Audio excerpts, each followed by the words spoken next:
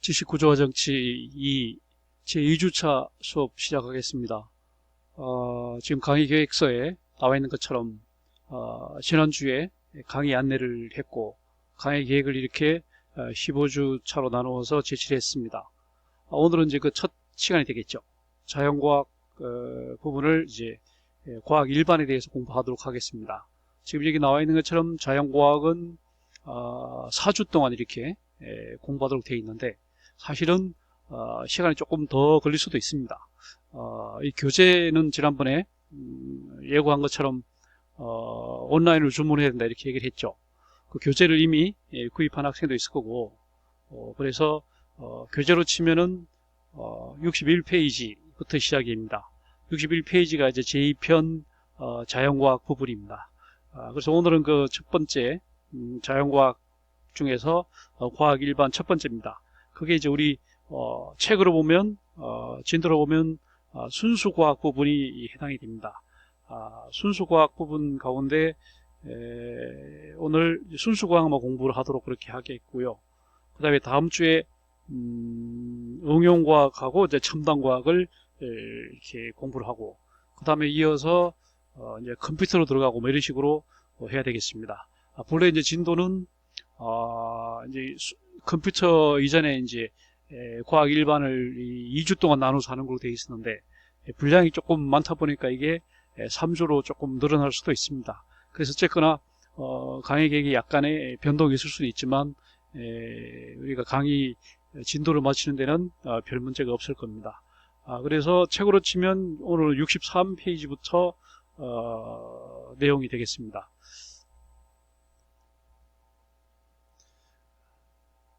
자, 먼저 오늘은 이제 자연과학, 순수과학에 대해서 공부를 합니다. 여기 지금 정리되어 있는 것이 여러분들이 이제 기본적으로 알아야 되는, 상식적으로 알아야 되는 몇 가지 자연과학에서 법칙을 정리를 했습니다.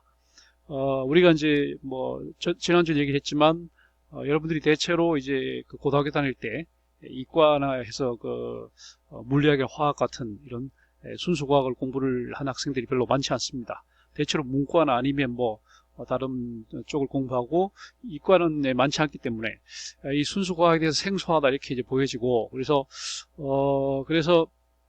기본적으로 알아야 될 사항들만 이제 정리를 한 것이니까 기본적으로 알아야 될 법칙들을 대체로 정리하면 이렇게 되는 거거든요.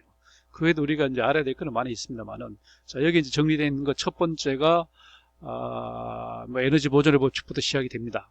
이 법칙이라고 하는 것은 말 그대로 시간 공간의 제약을 받지 않고 만구불변의 진리 이게 바로 법칙이죠. 그런 것이 이제 자연과학에서는 사실은 법칙이라는 게 존재합니다. 그러나 우리 사회과학이나 다른 여타 인문학이나 이런 데서는 법칙을 찾아보기는 상당히 힘이 들죠. 자연과학에서 이런 법칙도 사실은 절대 불변이다 이렇게 얘기하기 사실 쉽지 않습니다.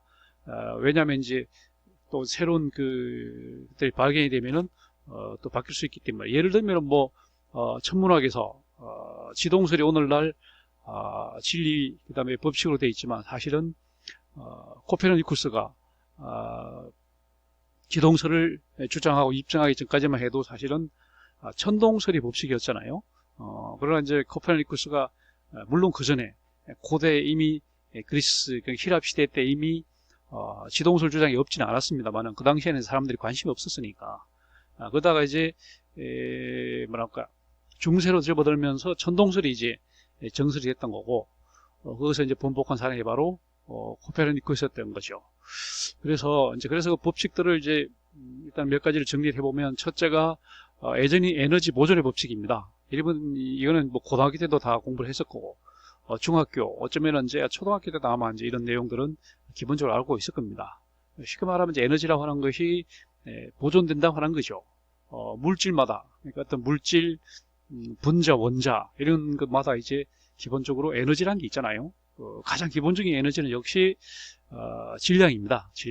질량이 이와 같이 에너지를 가진 그런 가장 기본이 양이거든요. 양이 이제 우리 영어로 말할 때는 퀀티티 이렇게 말하고 라틴어로는 퀀텀이죠. 퀀텀이라고 하는 것은 물질의 질량인데 물질이든 분자든 원자든 아니면 전자든 뭐 하여튼 어떤 그 밀입자, 뭐 하여튼 이런 것들의 질량에 관한 그런 이론이 바로 양자 이론이 됩니다. 그러니까 결국은 그런 에너지라고 하는 게 기본적으로는 질량에서 나오는 것인데, 이런 에너지라고 하는 것은 어떤 화학 변화 또는 물리적 변화가 일어나더라도 결국은 총량은 변화하지 않는다라고 하는 것이 에너지 보존의 법칙이죠. 너무나 이제 기본적인 거. 자, 지금 말한 것처럼 그것이 가진 고유한 에너지라고 하는 것은 운동 에너지가 이제 또 열 에너지로 전환될 수 있는 거고, 그 다음에 소리 에너지, 빛 에너지, 위치 에너지. 가장 이제 기본적인 것이 아마 질량이라고 하는 것도 이제 위치, 중력의 지배를 받는 그런 양의 문제이기 때문에 아마 위치 에너지가 가장 기본적인 거라고 보이지고, 그 다음에 하나가 이제 전기 에너지. 이런 에너지 형태는 굉장히 다양합니다. 굉장히 다양한 형태의 그런 어떤 물질이 변화하더라도 그 에너지의 총량은 불변한다라고 하는 것이 그 유명한 에너지 보존의 법칙인 거죠. 자, 그 다음에 두 번째가 이제 오음의 법칙이죠. 이건 이제 전기. 지금 에너지 보존의 법칙이 어떻게 보면 물리 중에서도 역학, 고전 물리학, 양자 역학의 법칙이라면 이 오음의 법칙은 물리학의 법칙 중에서도 특히 전기 물리학 쪽에 가장 기본적인 법칙이 오음의 법칙이죠. 오음이라는 건 사람 이름이죠. 그 사람의 법칙이다. 오음이라는 사람이 발견했습니다. 우리가 잘 아는 V는 IR이다. 이렇게 하는 전압이라고 하는 것은 전류 곱하기 저항이다. 이렇게 이제 이런 등식이 성립한다는 거죠. 자, 이 V라고 하면서 전압의 단위를 발견한 사람은 이탈리아 사람 볼타라고 하는 사람이었죠. 그래서 오늘날 우리가 전압의 기본 단위는 볼트를 사용하고 있습니다. 그 다음에 A라고 하는 것은 그 전류죠. 전류. 이거는 프랑스인 앙페르라고 하는 사람, 우리가 암페어라고 이렇게 말하는데 영어로 말하면 암페어지만 프랑스니까 앙프르의 A를 따고, 그 다음에 R이라고 한 것은 이제 영어로 말하면 그 저항이죠. 저항, resistance. 이걸 이제 독일 사람 오음의 이름을 따서 V는 IR 이렇게만. 다시 말하면 전압은 전류와 저항에 정비례한다. 다시 말하면 전류와 저항은 반비례한다. 이런 이제 가장 기본적인 전기의 가장 기본적인 법칙이 되겠습니다. 그 다음에 이제 운동의 법칙이, 이거는 이제 운동 물리학, 역학이죠. Law of Motion, 운동의 법칙, 우리가 잘 아는 그 물리학의 창시자라고 할 수 있는 아이잭 뉴턴이라는 그 영국인이 우리가 잘 아는 그 중력의 법칙을 처음 발견한 사람이죠. 근데 오늘날 과학혁명의 문을 연 사람이 바로 아이잭 뉴턴의 중력의 법칙과, 그 다음에 폴란드인 코페르니쿠스의 지동설, 이 두 가지가 사실은 과학혁명의 원천이 됐던 거고, 두 가지 기초에서 이제 사람들이 기동설을 믿고 지구가 둥글다는 건지 믿고, 사람들이 그 다음에 중력의 그 법칙을 믿고 지구 끝으로 가더라도 지구 밑으로 추락하지 않는다라고 하는 그런 믿음이 생겼기 때문에 사람들이 과감하게 이제 항해에 나설 수 있었던 거고, 항해를 하면서 지리상의 발견이 이루어졌던 거고, 이렇게 해서 오늘날 근대가 시작이 됐기 때문에 근대의 문을 활짝 연 그 코페르니쿠스와 함께 활짝 연 한 사람이 바로 아이잭 뉴턴입니다. 이 아이잭 뉴턴이라는 사람이 쓴 책이 바로 우리가 많이 알려진 게 프린키피아죠. 영어로 말하면 프린시플, 라틴어로 하니까 프린키피아 이렇게만. 이 사람이 낸 책이 바로 프린키피아라고 하는 책을 냈습니다. 그 당시에는 뭐 알다시피 유럽이 모든 그 문자, 체계 이런 것들이 책들이 전부 이제 라틴어로 나왔기 때문에 아이잭 뉴턴도 사실은 영국인이었지만 이 사람의 그 라틴어식 이름은 오를 붙여서 아이자코 뉴토노 오를 붙였습니다. 남자이기 때문에 뒤에 오를 붙여서 아이자코 뉴토노라고 하는 사람의 프린키피아, 영어로 말하면 프린시플 이렇게 책을 냈던 거죠. 거기에서 주장했던 것이 운동의 3대 법칙을 이제 주장을 했습니다. 이 책은 뭐 워낙에 유명한 책이고, 그래서 사실은 가장 좋은 것은 라틴어로 읽는 것이 가장 좋습니다. 그러나 이제 라틴어 언어 자체도 어렵고 여기서 쓰고 있는 그 수학 그 방정식 같은 것도 다 미적분이 아니고 그냥 기본적인 대수학을 이용해서 했기 때문에 상당히 이해하기가 어렵습니다. 라틴어 이해하기도 힘들고 수학 알기도 힘들기 때문에 이 책을 또 이제 해설하고 번역한 영어책이 또 나와 있습니다. 그걸 같이 이제 읽으면 훨씬 읽기가 쉽죠. 아무튼 거기서 말하던 것이 제1의 법칙이 우리가 말하는 관성의 법칙입니다. Law of inertia. 한번 움직이려고 하는 것은 계속 움직이려고 한다. 주로 이제 회전운동. 회전운동이라고 하는 것은 한번 회전운동이 이루어지면 전원 스위치를 꺼도 계속 돌잔 말이죠. 잠시 돈단 말이죠. 선풍기가 돈다. 스위치를 꺼도 당구하는 이 바람개비가 돌잖아요. 이제 관성의 법칙 때문에 차가 가다가 내리막을 가다가 시동이 꺼져도 쭉 밀려간다 얘기죠. 이런 게 다 이제 관성의 법칙이라고 하는 거고, 두 번째가 가속도의 법칙, law of acceleration. 그죠? 운동을 할 때 중력이 크면은 가속도가 더 붙는다. 중력이 약하면 가속도가 약하다라고 하는 것을 이제 라고 말한 것이 가속도의 법칙이라고 한 거고, 세 번째는 작용과 반작용의 법칙. 작용하는 힘이 강하면 그만큼 반대에 서면은 반작용도 강할 수밖에 없다라고 하는 것이 이제 law of action and reaction. 작용과 반작용의 법칙이라고 하는 이 세 가지 법칙이 있었습니다. 그 다음에 이제 또 전기에서 굉장히 중요한 또 법칙 중에 하나가 플레밍의 법칙이죠. 플레밍이라고 하는 사람은 자기장 속에서 전류의 방향을 가지고 이제 어떤 식으로 도느냐 하는 걸 왼손의 법칙, 그 다음에 도선의 방향을 하는 오른손의 법칙입니다. 이걸 활용해서 이제 전기를 가지고 이제 모터를 만드는 거죠. 전기를 넣어주면 이제 안에 회전운동이 이루어지는 겁니다. 반대로 그걸 또 반대로 응용하는 것이 또 오른손의 법칙입니다. 이거는 반대로 이제 회전운동을 시키면 거기서 전기가 만들어지는 거죠. 여기서 말하는 것은 발전기와 모터가 완전히 정반대의 원리입니다. 같은 기계를 가지고 전기를 넣어서 전기 에너지를 운동 에너지로 바꿔주는 것은 발전기고, 반대로 이제 모터고, 반대로 이제 운동 에너지, 회전 운동을 전기 에너지로 바꿔주는 게 발전기, 제너레이터라고 하는 겁니다. 이것이 똑같은 그 원리를 역으로 활용한 것이죠. 이게 이제 오늘날 와서는 또 어떻게 활용이 됩니까? 오른손 법칙, 왼손 법칙 활용이 돼서 응용을 해서 이제 오늘날 그 인덕션이 나왔습니다. 인덕션이라고 하는 것이 여러분 알다시피 그 전기 에너지를 가지고 열 에너지를 바꾸는 거잖아요. 기존의 그런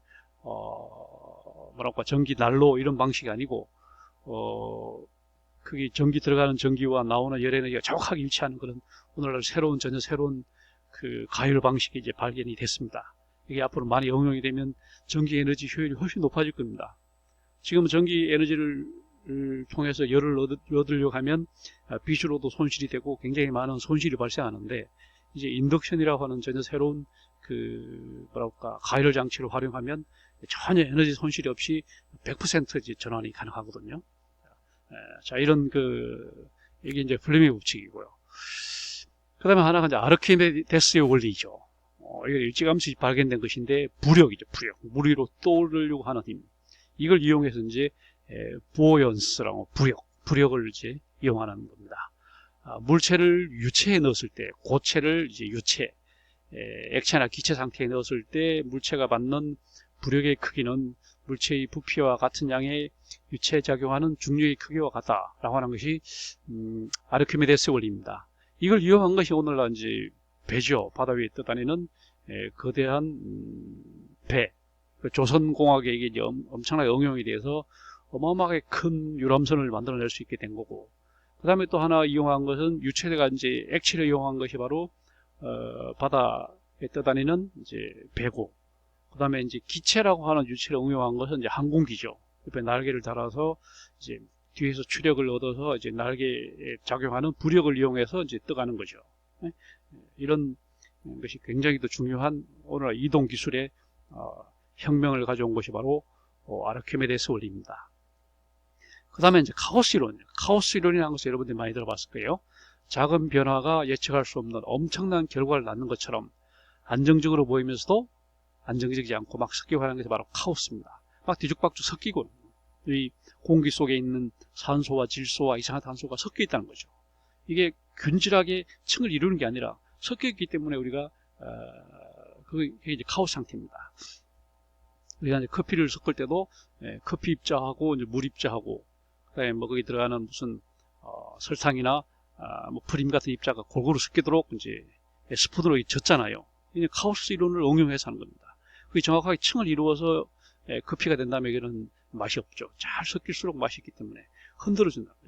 이런 카오스 이론을 또 응용을 해서 많은 또 생활 속에 예를 들면 뭐 냉방, 에어컨, 그다음에 이제 냉장고 속에 찬바람이 골고루 뒤죽박죽 아주 복잡하게 나와야지만 그 냉각 장치, 냉각 효과가 훨씬 더 커지는 거고, 그다음에 뭐 에어컨도 마찬가지고 이런 카오스 이론을 또 응용한 것들이 많습니다. 세탁기 속에서 세탁 옷을 빨 때도 그 흐르는 와류 물의 흐름이 뒤죽박죽 아주 불규칙하게 이렇게 할 때 때가 빠지는 거죠. 규칙적으로 한쪽 방향으로만 이게 회전 운동이 일어나면은 세탁기가 제대로 작동이 안 될 겁니다. 제대로 때가 빠지지 않겠죠.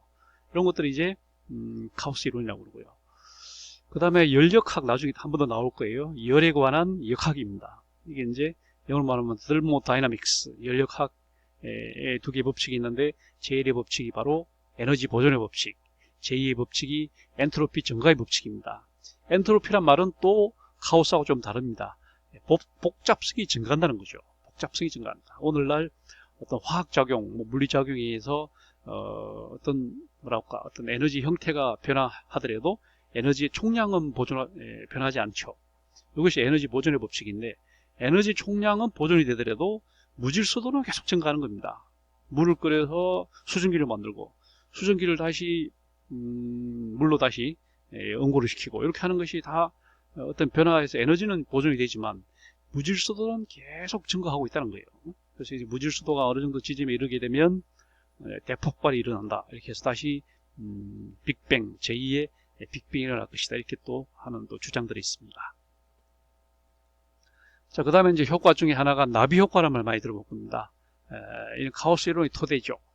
이거는 어떤 작은 변화가 예를 들어 한 나비가 남미의 아마존에 있던 한 나비가 날개를 흔들므로 해서 그것이 어떤 그 회오리 바람을 일으켜서 그것이 계속 어떤 파급 효과를 가져와 가지고 그것이 큰 큰 바람을 일으킨다는 거죠. 지금 미국 남부에 부는 그런 엄청난 큰 바람이 바로 이런 사소한 데서 시작이 된다. 이게 이제 그 나비 효과라고 한 겁니다. 이게 이제 어떨 때는 스필오버 이펙트다 이렇게 또 얘기를 하죠. 파급 효과다. 물결이 넘쳐서 이루어지는 효과다.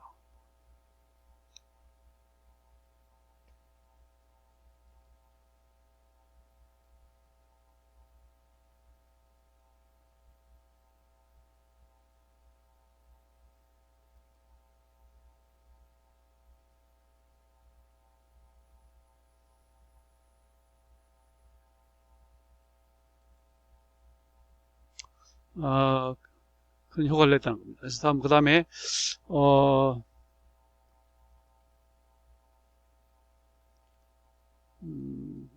다시 들어와서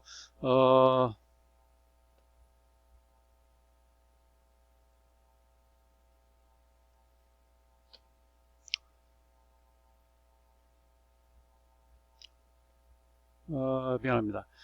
다시 들어와서 이제 도플러 효과, 도플러 효과라는 게 또 있습니다.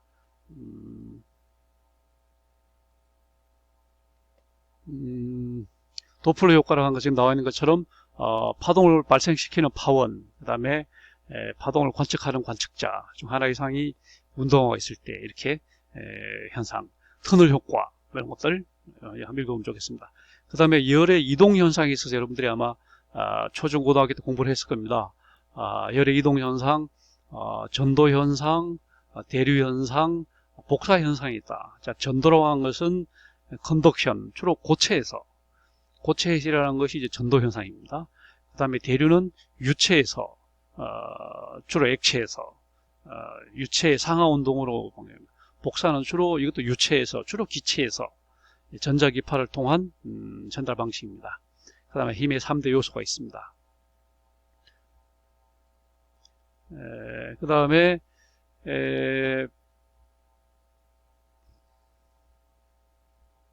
에너지에 대해서 한번 보면요. 에너지라고 하는 것이 단위, 줄이라고 해요. 이 에너지 단위입니다. 그 다음에 이제 소립자의 단위, EV라고 하는 일렉트론 볼트라고 하는 단위가 있습니다. 그 다음에 열 에너지 단위는 칼로리입니다. 칼로리. 그 다음에 에르그라고 하는 단위가 있고요. 그 다음에 엔트로피, 아까 얘기를 했습니다. 엔트로피란 말은 무질서를 재는 물리량의 단위입니다. 엔트로피 증가의 필연성, 아까 얘기했습니다. 어떤 변화가 이럴 수 있을 때는 에너지 총량은 보존이 되지만 엔트로피는 계속 증가한다. 그래서 우리는 에너지 증가의 필연성, 이렇게 얘기를 했습니다.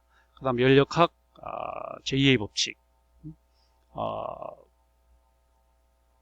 아까 말한 것처럼 연력학 제1의 법칙은 예전에 에너지 보존의 법칙이고, 연력학 제2의 법칙은 엔트로피 증가의 법칙이다, 이렇게 얘기를 했습니다. 원운동을 하게 되면 추가 밖으로 가려는 그런 힘이 있습니다. 그걸 우리는 원심력이라고 얘기를 하고, 그 다음에 그 추가 밖으로 날려가지 않도록 앞에서 중심에서 잡아주는 힘이 있습니다. 이걸 우리는 구심력이다, 이렇게 얘기합니다. 그 다음 표면 장력이라는 게 있습니다. 표면에서 이렇게 마찰력을 설명할 때 이제 유체에서 주로 표면 장력이라는 게 있습니다. 이걸 우리는 계면 장력이라고 얘기합니다. 요거를 이제 활용한 것이 계면 활성제입니다. 계면을 좀 더 매끄럽게 만들어서 세제에다 쓰는 거죠. 그래서는 샴푸나 각종 세제들이 이제 계면 활성제입니다. 이런 표면 장력 현상을 이용한 것들입니다. 그 다음 하나 이제 광학이라고 하죠. 광학이라는 빛에 관한 학문을 우리는 광학이라고 얘기합니다. 빛이라고 하는 현상, 빛이 어떻게 가냐. 똑바로 가는 직진 현상이 있습니다. 꺾이는 굴절 현상. 그 다음에 뭐 거울 같은데 비쳐서 튀어나오는 그 반사 현상. 그 다음에 꺾이는 이제 간섭 현상. 옆으로 갈라지는 분산 현상, 이런 빛의 현상이 있고요. 그 다음에 빛의 종류가 있습니다. 우리 인간의 눈으로 볼 수 있는 가시광선이 있습니다. 그리고 눈에 안 보이는 것들이 적외선과 자외선이 있습니다. 적외선은 말 그대로 인프라레드 레이입니다. 그러니까 빨간색 그 밖에 있는 인프라레드. 그 다음에 자외선이 있습니다. 이거는 울트라 바이올렛, 보라색 바깥에 보라색을 초과하는 힘을 광선을 이제 자외선이다, 이렇게 얘기하는 거고, 이 자외선이 굉장히 이제 뭐랄까 어떤 화학 작용을 많이 일으키죠. 그래서 자외선을 차단하는 그런 UV 이런 그 기술들이 또 많이 응용이 되고 있습니다. 그다음에 이제 운동의 이제 그 속도에 있어서 그 속도라는 건 이제 우리가 벨로시티라고 해서 플러스 속도도 있고 마이너스 속도도 있습니다. 그러나 양수로만 말할 때는 우리는 스피드다, 이렇게 얘기합니다. 그래서 속력이라고 그러죠. 그 속도는 양수와 음수가 다 가능한 거지만 속력은 양수만 가능한 것이 속력을 말합니다. 그 다음에 운동의 단위를 마하라고 합니다. 독일계 그 이름 마하라고 읽어서 마하라고 읽는 거죠. 그 다음에 상대성 이론이 이제 일반 상대성 이론, 특수 상대성 이론, 이런 거 있습니다. 그 다음에 소재 물리학. 우리가 이제 뭐랄까요? 우리가 어떤 상품을 만드는 데 들어간 기본적인 것이 소재지요, 소재 물리학입니다. 그래서 제일 많이 생길 철이죠. 그 다음에 이제 금속 종류입니다. 철과 비철금속, 이런 금속이 이제 극한적인 상황에서 엄청난 이제 내구성, 그 다음에 어떤 압력, 이런 걸 이제 견디는 그런 상태. 거기서 굉장히 이제 한계 상태에 있는 것은 이제 금속 피로다, 이렇게 말하는 거예요. 메탈 프티그다. 우리가 막 자동차를 만들 때, 자동차의 엔진, 이게 아주 극한적인 사막에서 수십만 킬로미터를 달릴 때, 엔진이 받게 되는 그런 엄청난 열과 어떤 힘에 대해서 이제 느끼게 되는 것은 금속 피로다, 이렇게 말해요. 피로.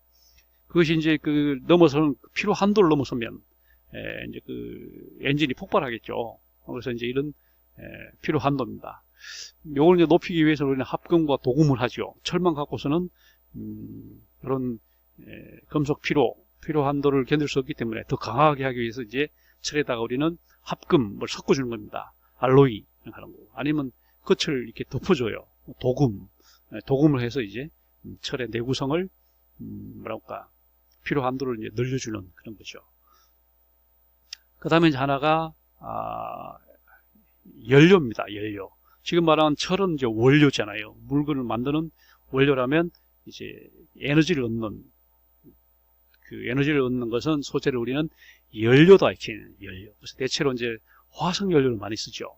석탄, 석유, 천연가스, 셰일가스 이런 것을 우리는 대표적인 화석 연료라고 그러고, 이것은 이제 이것 외에도 이제 우리는 핵이 있죠. 핵이라고 하는 것이 있고, 그다음에 뭐 태양광 이런 것도 있고, 그다음에 무슨 풍력 이런 것도 있고, 하여튼 대체적인 그런 것이 있지만, 그래서 소재라고 할 때는 우리는 원료와 그러니까 철을 주종으로 하는 원료와 그다음에 이제 석유를 주종으로 하는 연료가 있다 이렇게 얘기할 수 있습니다.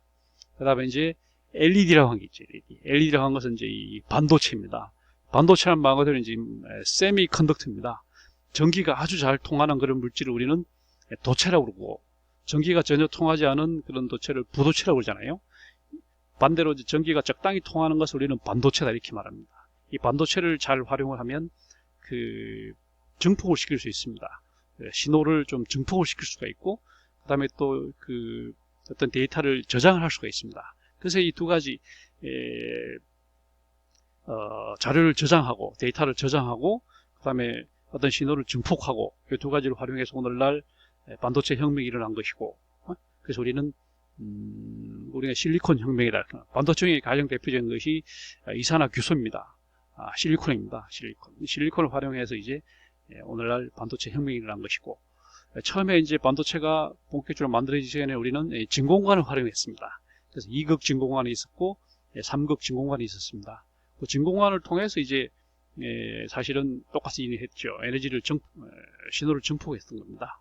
그러나 이제 그 진공관이 문제가 있기 때문에 그 다음에 나온 것이 반도체를 활용해서 2극 반도체를 대체한 게 다이오드, 그다음 3극 반도체를 대체한 것이 트란지스터였습니다. 근데 이것도 이제 더 이제 농축시켜서 오늘날은 고밀도 집적 회로등이 나온 거죠. 그다음에 오늘날 막 뭡니까 어떤 뭐 모듈로 나와가지고 아주 간단하게 이제 처리한 것입니다. 그 반도체 중에 이제 아까 말한 2극 반도체가 다이오드입니다. 근데 다이오드 중에 또 빛을 내는 다이오드가 있습니다. 그것이 이제 우리가 말하는 LED입니다. 발광 다이오드다 이렇게 말합니다. 이것은 전기 소비량이 아주 적고 적은 전기 에너지를 소비하면서 굉장히 밝은 빛을 내기 때문에 오늘날 이제 조명의 일대 혁명을 일으킨 것이 바로 LED입니다. 그리고 LED에 또 색깔을 또 내기도 하고, 또 이제 유기 소재를 넣어가지고 유기 또 발광 다이오드가 나옵니다. 올가닉 OLED가 또 나오고 이런 식으로 계속 응용이 되고 있는 것은 상태에 있다 이렇게 얘기할 수 있겠습니다. 그 다음에 이제 화학에 와서요. 그 다음에 이제 화학에 와서 우리 화학의 영역을 보면은 지금 분석화학이라는 게 있습니다. 말 그대로 화학이라고 하는 것은 이제 물리학 중에서 특별히 어떤 성분에 관한, 그 다음에 그 성분의 어떤 변화 현상에 관한 그런 학문을 특별히 화학이라고 합니다. 화학도 사실은 물리학 중에 한 영역에 불과한데, 특별히 이제 성분이나 어떤 변화에 관한 그런 자연과학을 화학이라고 합니다. 그 화학 가운데 한 영역이 이제 분석화학이라는 게 있습니다. 말 그대로 물질을 잘게 쪼개서 분석을 해서 규명을 하는 화학을 이제 분석화학이다 이렇게 말합니다. 물질을 분석하는 기술, 그 다음에 이론 이런 분야입니다. 그 다음에 여기 분석 중에는 물질까지 분석하는 무기 분석, 그 다음에 유기 분석, 그다음에 화학 분석, 물리 분석, 그 다음에 이제 성격을 분석하는 정성 분석, 그 다음에 이제 그 양, 몇 대 몇을 섞였는지 양을 분석하는 정량 분석, 이런 식으로 나뉘면서 화학의 여러 분야 중에서 가장 오랜 역사를 갖는 것이 바로 분석화학입니다. 그 다음에 이제 우리가 물질을 구성하는 단위, 아마 가장 큰 단위를 분자라고 그러잖아요. 분자. 그 다음에 그걸 쪼개면 원자, 그 다음에 원자를 더 쪼개보면 원자 핵과 전자로 되어 있다. 원자 핵은 플러스 양성을 띠고 전자는 마이너스 음성을 띈다 이렇게 있죠. 그 다음에 핵과 전자 중간에 들어있는 것을 우리가 말하는 중성자, 중간자 뭐 이런 것들이 있습니다. 그 다음에 또 양성자 이런 작은 원소들 구성 물질이 있어요.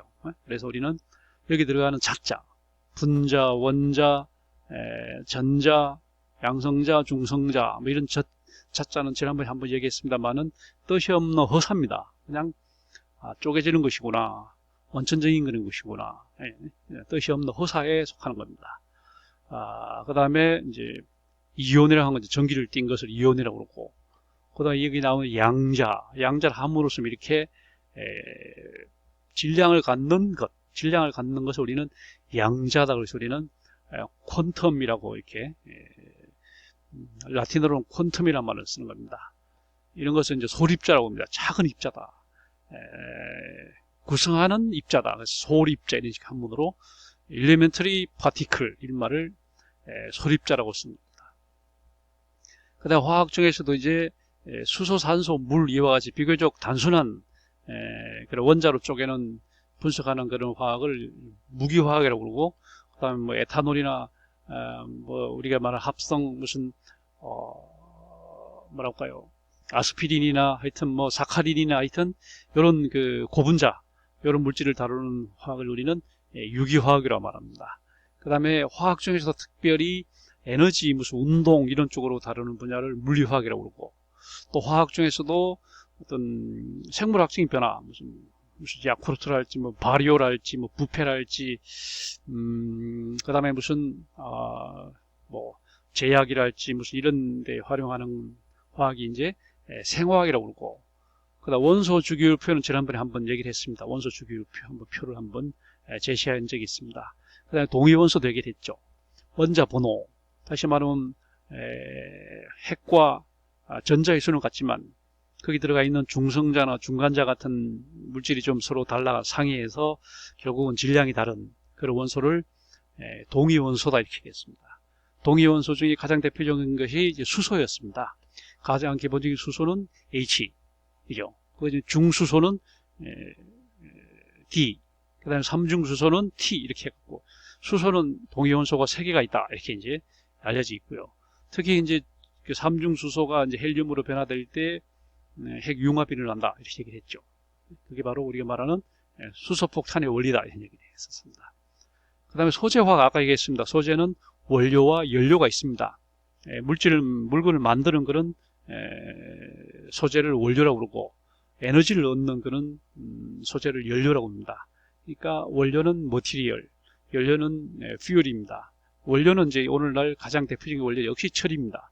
우리 오늘날 철기 시대로 말한 것처럼 철이 없이는 뭣도 만들 수 없는 상황이고, 그 다음에 가장 대표적인 연료는 이제 석유입니다. 석유 없이는 뭐 어떤 에너지도 사실 대체 에너지가 나오고 있긴 하지만 가장 이제 주된 연료는 역시 석유다. 철이 주용을 이루고 있고, 이전에는 이제 정동 시대가 있었고 그전에 석기가 있었지만 오늘날 철이 뭐 99% 이상 차지하는, 철이 아닌 금속은 우리는 다 비철금속이다 이렇게 말할 정도로 철이 주요한 원료고, 그 다음에 석유 또 이제 주요한 농입니다. 이전에는 석탄을 썼었고, 그 다음에 이제 천연가스 형태, 셰일가스 형태가 나오고 있지만 역시 석유가 가장 주요한 연료다는 겁니다. 그 다음에 석유라고 하는 것은 단지 이와 같이 에너지를 내는 연료로만 쓰는 것이 아니고 석유에서 화학물질을 추출해냅니다. 그것을 우리는 나프타라고 합니다. 이건 석유에서 추출한 석유화학의 기본이 되는 그런 성분들, 이건데 나프타 이렇게 말합니다. 독일 말로는 나프타, 영어로 말하면 넵사라고 이렇게 하지만 나프타를 가지고 이제 각종 이거를 분리하고 재처리하고 해서 나프타로 가지고 우리가 오늘날 신약도 만들고 약을 만들죠. 비타민 C, 그 다음에 아스피린, 그 다음에 우리가 혈압약으로 먹는 니트로글리세린 이런 거 전부 이제 나프타를 가지고 합성을 하는 겁니다. 그러니까 약품도 만들고, 그다음에 우리가 먹는 사카린 이런 것도 이제 나프타를 가지고 합성합니다. 식품, 약품, 식품, 그다음에 또 여기서 이제 폴리에틸렌, 폴리스틸렌 이런 옷감도 만들고, 그다음에 나일론 옷도 만들고, 그다음에 이제 그 계면활성제를 만들어서 샴푸, 비누, 화장품 이런 것도 전부 나프타에서 나온 겁니다. 정말 중요한 원료를 제공하는 것이 나프타입니다. 아스팔트는 이제 뭐 석유를 다 재치하고 남은 말 그대로 찌꺼기죠. 이걸 가지고 이제 우리는 도로 포장을 하는 데 쓰고, 그렇죠. 그래서 석유를 이제 분리하면 가장 가벼운 게 이제 가솔린, 이게 말하는 휘발유. 그 다음에 두 번째는 케로신, 그럼 이거는 우리가 말하는 등유죠. 등유. 그 다음에 경유, 라이트 오일, 헤비 오일, 경유, 중유, 이렇게 되네. 가장 무거운 것이 바로 아스팔트 이렇게 된 겁니다. 그 다음에 이제 그런 땅에서 캐는 그런 끈끈한 그런 물질을 우리는 석유다 이렇게 말하죠. 석유, 돌에서 나오는 기름이다.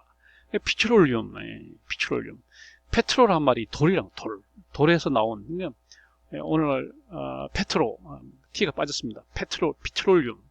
피트롤륨, 페트로. 그래서 우리가 말할 때 차이나 페트로, 그 다음에 영국의 브리티시 페트로란 말이 바로 석유란 뜻입니다.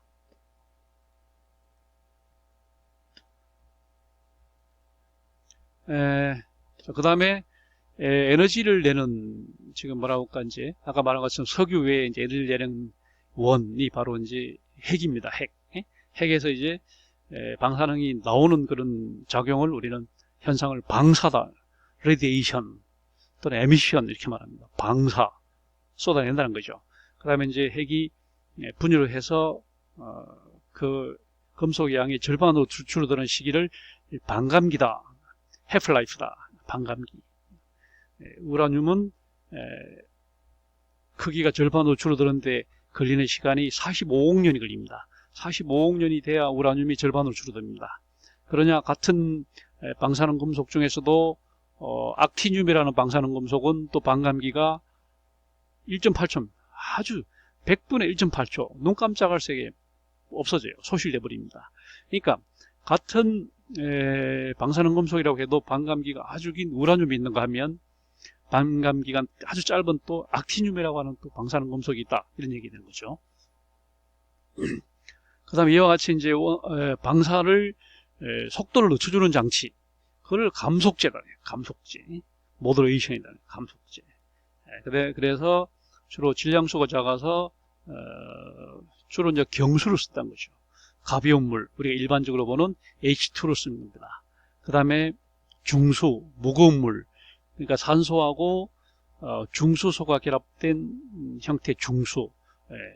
지금 이 물은 크게 보면 일반 수소하고 산소가 결합된 경수가 있고, 그 다음에 중수소하고 산소가 결합된 중수가 있습니다. 이 두 가지가 대표적인 그런 감속제입니다. 그 외에도 탄소, 흑연, 뭐 여러 가지 뭐 이런 것들이 감속제인데, 이제 경수를 통해서 우라늄을 감속을 시키는 그런 장치를 이제 경수로라고 그러고, 그 다음에 중수를 통해서 이제 또 감속시키는 그런 원자로를 중수로라고 합니다.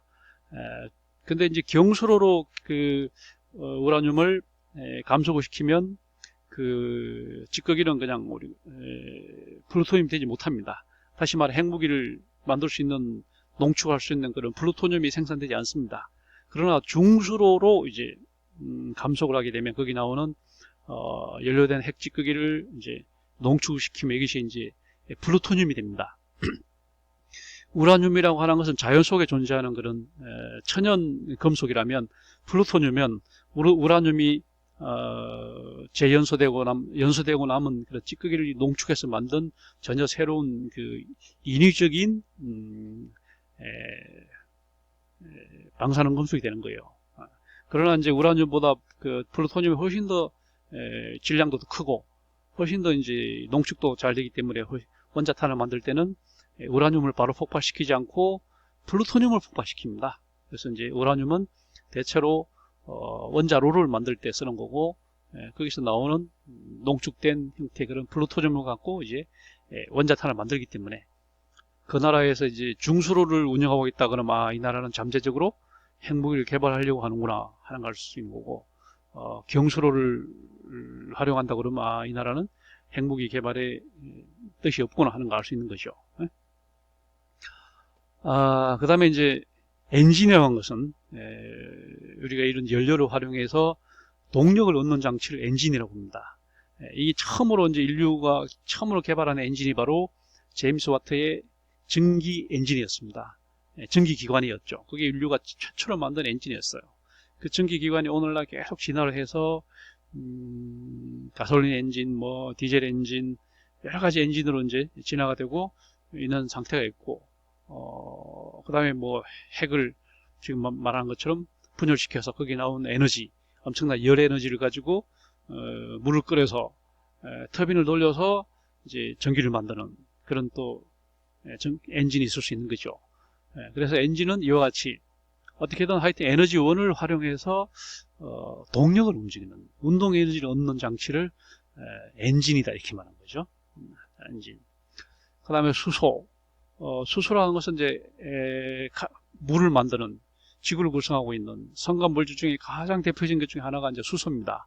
그러나 이제 가장 원소 중에서 가볍기 때문에 중력의 지배를 덜 받기 때문에 지구에는 거의 존재하지 않고 그냥 다 대기권으로 날아가 버립니다. 그게 수소다. 근데 수소는 또 이제 동위원소가 있어서 중수소, 삼중수소가 있다는 얘기를 했습니다. 그 다음에 이제 지구상에 있는 아니면 우주에 있는 대부분의 물질은 탄화수소입니다. 탄소와 수소가 결합된 형태입니다. 기본적으로. 그게 이제 산소나 질소나 하여튼 뭐 황이나 뭐 이런 것들이 부과되는 것이 이제 탄화수소거든요. 탄화수소. 탄화수소 또는 탄수화물. 이것도 마찬가지입니다. 탄화수소나 탄수화물은 결국은 탄소와 수소가 결합된 물질을 우리는 탄화수소 또는 탄수화물이라고 부르고, 주로 이제 우리가 먹을 수 없는 것을 주로 탄화수소라고 부르고, 사람이 먹을 수 있는 것은 되게 탄수화물이라고 합니다. 결국은 구조는 같은 겁니다. 그 다음에 LPG, 액화한, 그죠? 액화 석유가스, liquefied petroleum gas, 그러면 LPG다. LNG다, liquefied natural gas, 그러면 LNG다 이렇게 말하는 거죠.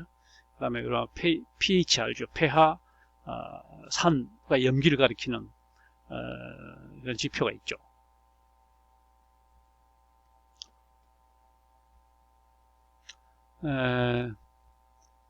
그 다음에 그 생물학에 들어와서 인간의 생물학적 계통입니다. 인간은 먼저 생명체에 속합니다. 생물, 오가니즘에 속합니다. 그러면서 동물에 속합니다. 동물계에 속하죠. 그 다음에 동물 중에서도 척색동물에 속합니다. 그래서 척색동물문에 속합니다. 그 다음에 척색동물 중에서도 포유류강에 속합니다. 포유강. 그 중에서도 영장류 목에 속하고, 그 중에서도 호미니드 고아에 속하고, 그 중에서도 호모 속에 속하고, 그 다음에 사피엔스 종에 속하고, 이렇게 그래서 우리가 말 종속, 과목, 강문, 계 이런 식으로 이제 나누는 것이 인간의 생물학적 계통입니다. 이렇게 나눈 것을 생물 분류학이다 이렇게 말하거든요. 분류학이다. 우리 인체, 사람의 몸은 어떻게 되어 있냐? 조직으로 이루어지고요. 조직이 모여서 기관이 되고요. 기관이 기관계로 됩니다. 조직은 주로 세포 같은 경우는, 기관은 단위 기관, 무슨 뭐 간, 쓸개 뭐 이런 거, 이런 게 기관이고, 거기 하나 묶인 게 기관계입니다. 자, 인간은 총 거의 100쪽의 세포로 되어 있습니다. 세포 셀, 그 다음에 세포에 물질도 있고요. 인간의 조직이 4대 조직이 있습니다. 상피 조직, 결합 조직, 근육 조직, 신경 조직, 우리가 4대 조직이라고 합니다. 이게 이제 기관이 됩니다. 가장 중요한 게 위, 간, 폐, 심장. 여기 우리 몸의 가장 중요한 4대 기관이죠. 그 외에도 장, 뇌 이런 것도 있습니다. 하여튼 위, 간, 폐, 심장. 제일 중요한 것이 뇌죠. 뇌, 그 다음 중요한 게 폐, 뇌, 그 다음 중요한 게 폐, 간, 심장. 여기 뭐 4가지 가장 중요한 거죠. 그 다음 이제 기관계입니다. 피부계, 골격계, 근육계, 신경계, 내분비계, 순환기계, 림프 면역계, 호흡기계, 소화기계, 비뇨기계, 생식기계, 감각계. 여기 이제 인간의 12개의 기관입니다. 자, 기관 개별 기능을 보면 피부계가 하는 일, 신체 보호, 체온 조절 뭐 이런 것들 하고요. 그 다음에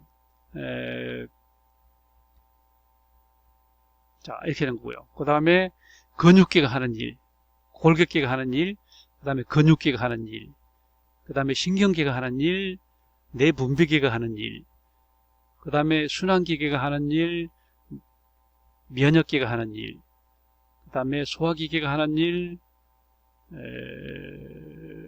그 다음에 비뇨기계가 하는 일, 그 다음에 생식기계가 하는 일, 이런 것들이 이제 감각기계가 하는 일, 이런 것들이 쭉 정리되어 있습니다. 그다음 우리 몸에 중요한 것이 간입니다. 간이라고 하는 것은 탄수화물을 대사, 아미노산, 단백질 대사 기능 다 간이 하는 거고요. 그 다음에 지방 대사, 하여튼 모든 대사는 간이 한다 이렇게 보는 것입니다. 그 다음에 간에서는 또 담즙산과를 생산하죠. 대사도 하고. 그 다음에 비타민, 무기질 대사, 호르몬 대사, 이런 것도 모든 대사 기능은 간이 다 한다 이렇게 보면 됩니다. 그 다음에 해독작용, 살균 같은 이런 또 대사도 하고요. 간의 염증을 간염이라고 봅니다. 헤파티티스라고 해서 주로 바이러스가 일으킵니다. A, B, C, D 2형이 있습니다.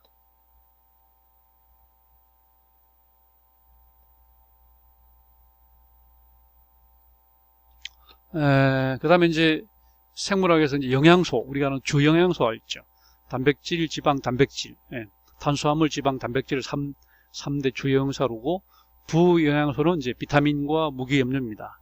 비타민과 호르몬은 또 다릅니다.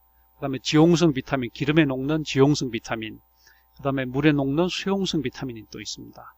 그 다음에 비타민 A가 하는 일, B, C 비타민이 하는 일들이 있습니다.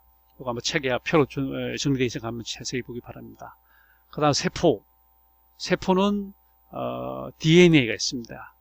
데옥시리보 뉴클레익 에이시드, DNA. 우리말로 하면 디옥시리보 핵산. 자연에 존재하는 두 종류의 핵산 중에서 디옥시리보스 핵산, 디옥시리보 핵산. 바이러스는 DNA 대신에 RNA가 있다. 리보 뉴클레이시드, 리보 있습니다.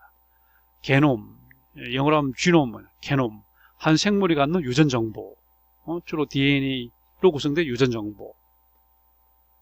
게놈이라는 말은 진이라고 유전자란 말과 염색체, 크로모솜이란 말을 합성을 만든 겁니다. 반수체입니다.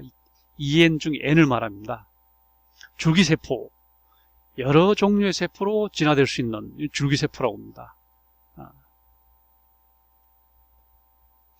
배아줄기세포와 성체줄기세포가 있습니다. 그 다음에 뉴런이 있습니다. 전기를 통해서 자극과 흥분을 전달하는 단위, 이거를 뉴런. 수상돌기, 나무처럼 생겼다고 수상돌기, 축삭돌기, 축처럼 생겼다고 축삭돌기. 그 다음에 우리 혈액에 있어서 혈소판, 그 다음에 골수, 적혈구를 생산하는 골수, 이런 게 있습니다.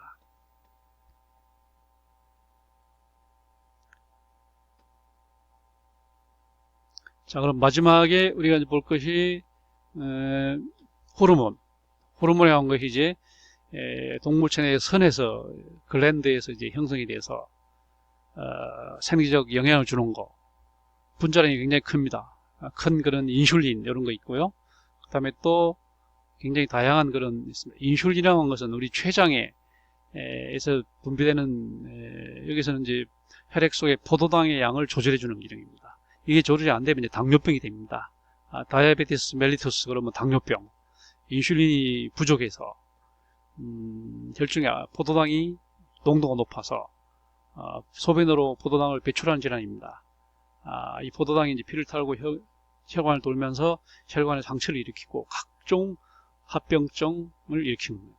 굉장히 위험한 병이죠. 생물학은 이제 중요한 게 분류학입니다. 이거는 이제 린네가 자연의 체계, 시스테마 나투에라고 하는 자연의 체계라는 책에서 분류학을 시작한 거고요. 멘델의 법칙이 있습니다. 완두콩을 교배 실험을 해서 유전 법칙을 발견해서 첫째가 우열의 법칙, 두 번째가 분리의 법칙, 세 번째가 독립의 법칙입니다. 우리가 말하는 법칙입니다. 그래서 생물학이 중요한 게 진화론이죠. 진화론.